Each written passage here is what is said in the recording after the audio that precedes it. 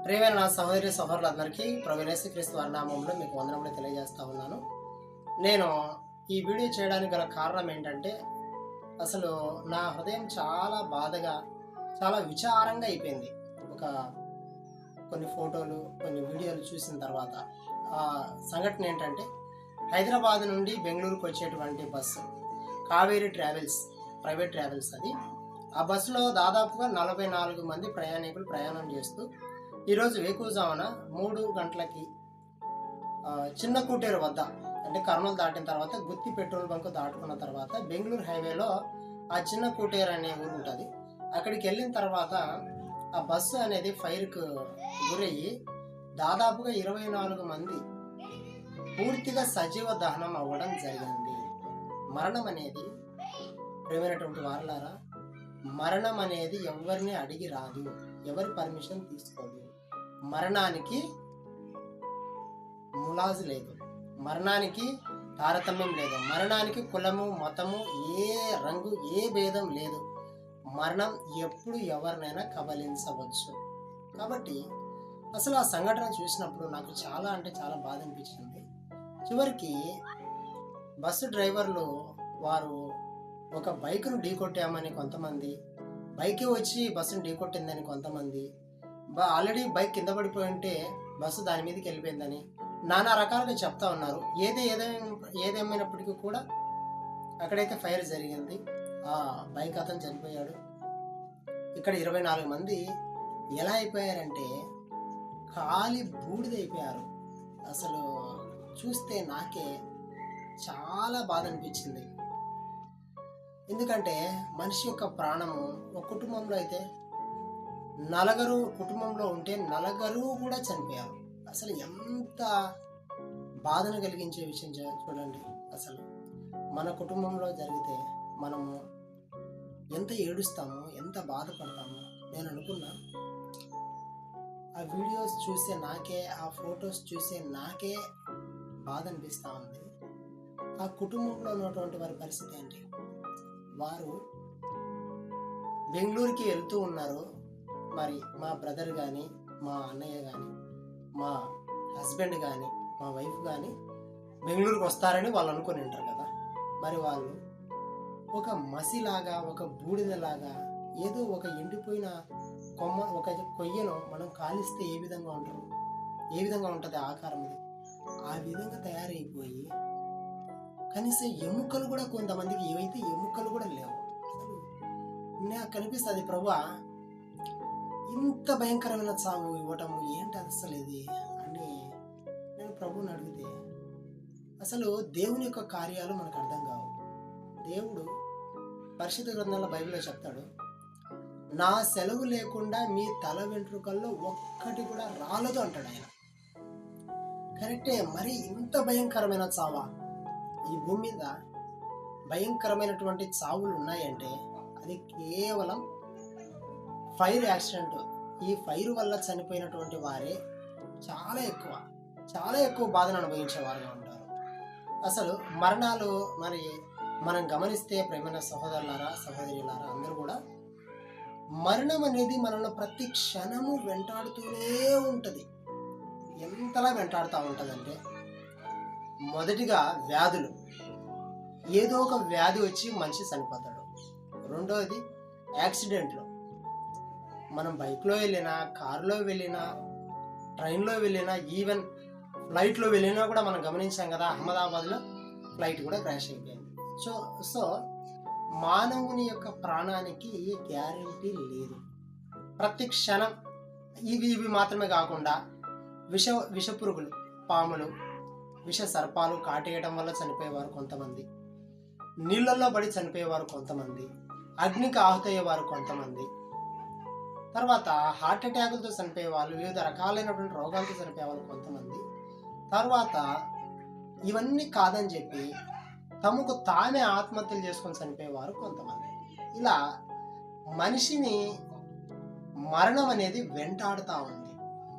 మనము మరణాన్ని తప్పించుకోలేము. మరణము ఎవరికి కూడా, ఎవరిని కూడా లెక్క చేయదు.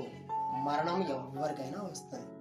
ధనవంతులకైనా, దరిద్రులకైనా, అందగ అందంగా ఉన్నవారికైనా, వికారంగా ఉన్నవారికైనా, యవ్వనులకైనా, పిల్లలకైనా, వృద్ధులకైనా మరణం అనేది తప్పక వచ్చేది. కాబట్టి నేను ఈ మూలంగా చెప్పదలుచుకున్నది ఏంటంటే, చాలామంది ప్రభువుని ఎరగకుండా, రక్షణ పొందకోకుండా, యేసుక్రీస్తు ప్రభువారిని నమ్మకోకుండా జీవించి ఈ లోకాన్ని విడిస్తే వారికి ఉండేటువంటి స్థలము నరకం ఉంది. నేను అనుకున్నాను ఆ బస్సులో ప్రయాణించినటువంటి వారి యొక్క మొహాలు కూడా కనిపించలేదు. వారు DNA టెస్ట్ చేసి వారి పేరెంట్స్ కావచ్చు, వాళ్ళ వైఫ్ అండ్ హస్బెండ్స్ కావచ్చు, వాళ్ళ ఇంటి వారికి అప్పగించాలని అక్కడ వీడియోలో కట్ చేసి ఆ మాంసం ముక్కలు ఇస్తుంటే నాకైతే గుండె తరుక్కుపోయింది. కాబట్టి మరణం అనేది రాకముందే ఎవరైనా సరే మీరు జాగ్రత్తగా ఉండండి. మీరు డ్రైవింగ్ చేసేటప్పుడు కానీ, మీరు ఎక్కడికి వెళ్ళినా కూడా జాగ్రత్తగా ఉండాలి. ఈ లోకం అనేది చాలా ప్రమాదకరమైనది. దేవుడు అంటాడు, రెండో రాకడి కంటే ముందు చివరి దినాలు ఇది మనము కృపాకాలంలో ఉన్నాము, చివరి దినాల్లో ఉన్నాం. కాబట్టి ఈ చివరి దినాల్లో ప్రభు అంటాడు, ఒకరి ఇంటి వారే వారికి విరోధులు అవుతారు, ఒక రాజ్యం మీదకి ఒక రాజ్యం లేచును, కరువులు భూకంపములు వచ్చును, సునామీలు వచ్చును, అనేకుల ప్రేమ చల్లారిపోవును అని రాయబడింది. అదేవిధంగా ఒక పాట కూడా ఉంది, మరణాలు హెచ్చుతాయి, మరణముల సంఖ్య పెరుగుతూ ఉంది, ఎక్కడ చూసినా చనిపోతూనే ఉంటారు. నా చిన్నప్పుడు నేను గమనించినటువంటి ఒక విషయం ఏంటంటే, ఎవరైనా ఒక ముసలాయన చనిపోయినా కూడా కొన్ని సంవత్సరాల భయం ఉండేది, కొన్ని నెలల భయం ఉండేది. కానీ ఇప్పుడు చనిపోయిన మరుసటి గంట కూడా మనకు భయం అనిపించట్లేదు. మరణం అనేది చాలా సింపుల్ అయిపోయింది. కరోనా వచ్చిన తర్వాత మరీ మరణం అంటే విలువ లేకుండా పోయింది. ఎవరినైనా సరే కరోనా టైంలో మనం చూసాం కదా, నేను కూడా గమనించాను. ఎందుకంటే నేను కూడా ఆ సమయంలో హాస్పిటల్కి మా వాళ్ళకి బాగాలేకపోతే వెళ్ళాను కాబట్టి తెలుసు నాకు కూడా. అక్కడ చాలా మందిని పడుకోబెట్టారు. అవి శవాలని నాకు తెలియదు. వాటి మధ్యలో నుంచి నేను నడుచుకుంటూ వెళ్ళాను. ప్రభువు కృపను బట్టి దేవుడు నన్ను కాపాడుతూ వచ్చాడు. కానీ అసలు వారికి విలువ లేదు. వాళ్ళ కుటుంబ సభ్యులు కూడా వారి దరి చేరలేదు. అంటే మన స్థితి అది. అందరం బాగున్నప్పుడు, మన హృదయం, మన శరీరము, మన ప్రాణం అన్నీ మనకు ఉన్నప్పుడు మనల్ని అందరూ ప్రేమిస్తారు. పాట ఉంది కదా, ఆత్మ నీలో ఉంటేనే అందరూ నిన్ను ప్రేమిస్తారు, అది కాస్త వెళ్ళిపోతే ఎవరికి నీ అవసరం ఉండదు, కన్న తల్లినే మరచి కాటికెళ్ళిపోతావా, నిత్య జీవం విడచి నరకమెళ్ళిపోతావా, ఎన్ని చేసినా తనువు నమ్మినా కట్టె మిగిల్చింది కన్నీటిగాదా, కట్టెలపై నీ శరీరం కనిపించదు గంటకు మళ్ళీ అనేటువంటి పాట. మీరు ఆ పాట మీకు సమయం ఉంటే కట్టెలపై నీ శరీరం కనిపించదు గంటకు మళ్ళీ అనేటువంటి పాట మీరు సెర్చ్ చేసి యూట్యూబ్లో చూడండి. అసలు చాలా అద్భుతంగా లిరిక్స్ రాశారు. కట్టెల మీద పెట్టిన ఒక గంట తర్వాత నీ శరీరం కనిపించదు. ఇప్పుడు ఆత్మ నీలో ఉంటేనే, ప్రాణం నీలో ఉంటేనే అందరూ నిన్ను ప్రేమిస్తారు, అది కాస్త వెళ్ళిపోతే ఎవ్వరికి నువ్వు అవసరం ఉండదు అని ఆ పాట రాసిన ఆయన ఎంత క్లియర్గా చెప్తా ఉన్నాడు. నిజమే కదా అది. సో మనలో ప్రాణం ఉంటే మనం కదులుతాము, మనం ఒకరికి ఉపయోగపడతాము, మన వల్ల ఇంకొకరికి పని జరుగుతుంది. మనము బ్రతికి ఉంటేనే, మన ఉనికి ఉంటేనే మనకు విలువ. సో మనం ఈ లోకాన్ని విడిస్తే ఎవరికి అవసరం ఉండదు. కానీ ప్రభువైన యేసుక్రీస్తు వారికి నీవు ఉన్నా చనిపోయినా కూడా నీ శరీరంతో ప్రాణంతో కాదు ఆయన పని, నీలో ఉన్నటువంటి ఆత్మకు ఆయన నిత్య జీవాన్ని ఇచ్చేవాడుగా ఉంటాడు. ఈ లోకంలో ఉన్నటువంటి కాలము ప్రభువును కలిగి ఉండి ప్రభువును ఘనపరిచి ఈ లోకాన్ని విడిస్తే పరలోకము, ప్రభువు లేకుండా, ప్రభు రక్షణ లేకుండా, మారు మనసు లేకోకుండా ఈ లోకాన్ని విడిస్తే భయంకరమైనటువంటి నరకం ఉన్నది. చాలామంది అనుకుంటారు ఈ లోకం శాశ్వతమైనది, ఈ లోకంలో మనం జీవించేటువంటి జీవితమే ఇది నిజమైనటువంటి జీవితము అని అనుకుంటారు. కానీ మీరు గమనిస్తే బలాత్కారులు, అన్యాయస్తులు, అక్రమం చేసేవారు ఉన్నారు కదా, మరి వారికి పనిష్మెంట్ ఎవరు ఇవ్వట్లేదే? ఇప్పుడు పోలీస్ స్టేషన్లు, కోర్టులు ఇవన్నీ ఉన్నాయి, కానీ 100% వాటి దగ్గరికి, పోలీస్ స్టేషన్ దగ్గరికి, కోర్టుల దగ్గరికి కేసు వెళ్తేనే వాళ్ళు సాల్వ్ చేయగలుగుతున్నారు. కానీ రహస్యంగా జరిగేటువంటి అక్రమాలు, అన్యాయాలు, ఘోరాలకి పనిష్మెంట్ ఎవరిస్తారు? అక్కడ గమనిస్తే ప్రభు అయినటువంటి యేసుక్రీస్తు వారు చెప్తున్నాడు, ప్రతి వానికి వాని వాని క్రియల చొప్పున ప్రతిఫలం ఇచ్చుచున్నాను అంటాడు. సో ఇప్పుడు ఏమి చేసినా నన్ను ఎవరు చూడలేదు, నన్ను ఎవరు గమనించట్లేదు, కాబట్టి నాకేం కాదని నువ్వు అనుకుంటున్నావేమో. ప్రతి దినాన నువ్వు చూసినటువంటి చూపుకు, మాట్లాడినటువంటి మాటకి, నువ్వు చేసిన పనికి, నువ్వు గడిపినటువంటి ప్రతి సమయంలో నువ్వు ఏమేమి చేసింది ప్రతిదీ కూడా జీవ గ్రంథంలో ఆయన రాసుకొని ప్రతి దానికి తీర్పు తీర్చేవాడుగా ఉంటాడు. కాబట్టి ప్రేమైన సహోదరి సహోదరుడా, జీవితం అనేది మనం ఈ లోకంలో ఏ విధంగా జీవిస్తున్నాం అనేది చాలా ఇంపార్టెంట్. ఏ విధంగా జీవించడం అంటే స్థాయి అనుకుంటారేమో మీరు, స్థాయి కాదు. ధనవంతుడు లాజరు విషయంలో, ధనవంతుడు అన్ని కలిగి ఉన్న ప్రభు ధనమును చూడలేదు. తన యొక్క ఉదారంగు బట్టలు, తన యొక్క ఘనత, తన యొక్క పేరు ప్రఖ్యాతులు ఆయన చూడలేదు. దరిద్రుడైనటువంటి లాజరులో ఉన్నటువంటి ఆ తగ్గింపును చూశాడు. ఆ యొక్క ప్రభువును కలిగి ఉండటాన్ని చూశాడు.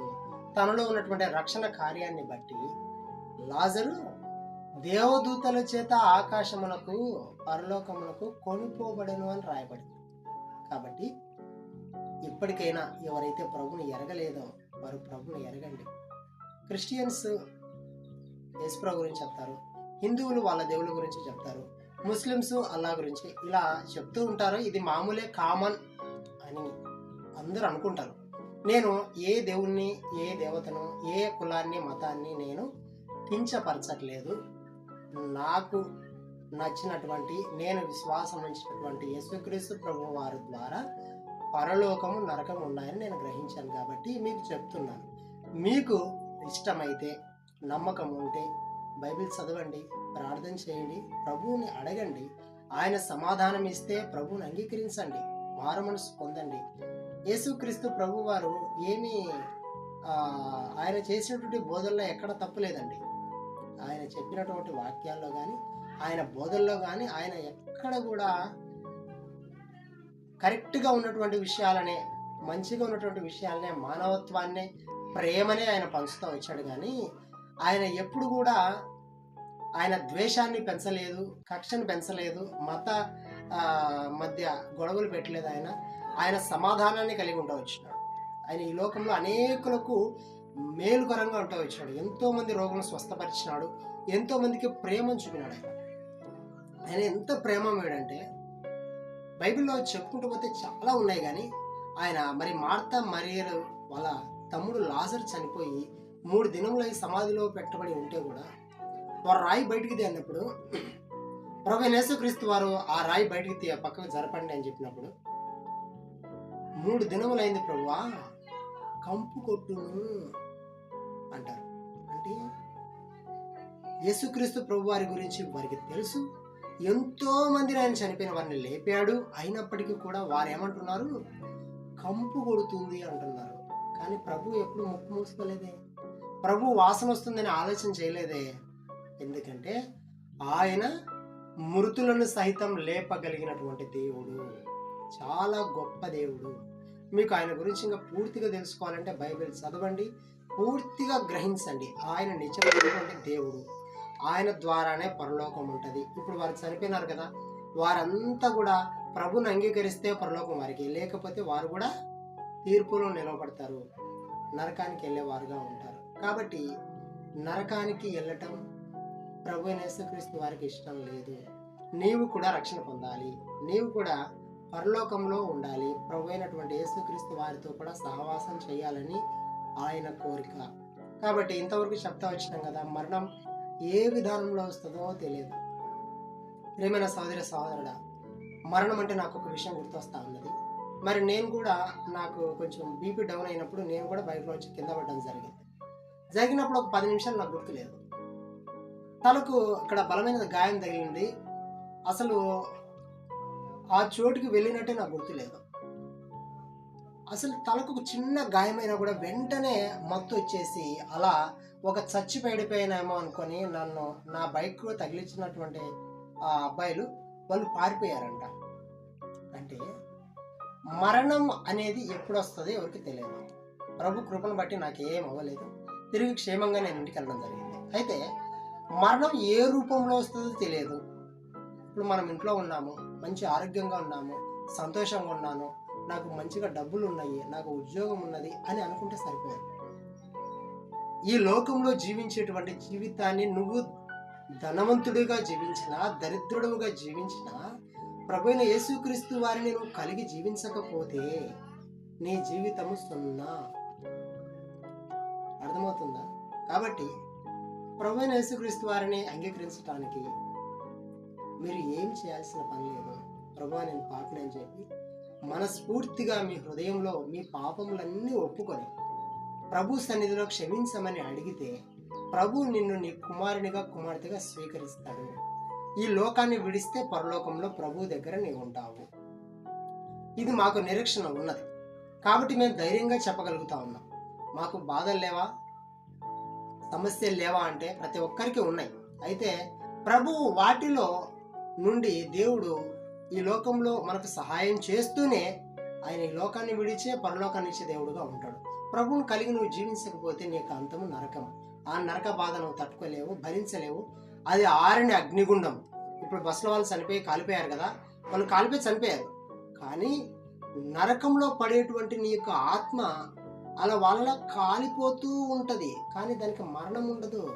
శరీరానికి దహనం అవుతుంది, ప్రాణం వెళ్ళిపోతుంది, కానీ ఆత్మకు మరణం లేదు. కాబట్టి ప్రతి ఒక్కరు కూడా ప్రభువైన యేసుక్రీస్తు వారిని అంగీకరించి ఆ భయంకరమైన నరక శిక్ష నుంచి తప్పించుకోవాలని నేను మిమ్మల్ని మనస్ఫూర్తిగా కోరుకుంటున్నాను. ఓకే, మీ అందరికీ ప్రైజ్ లార్డ్.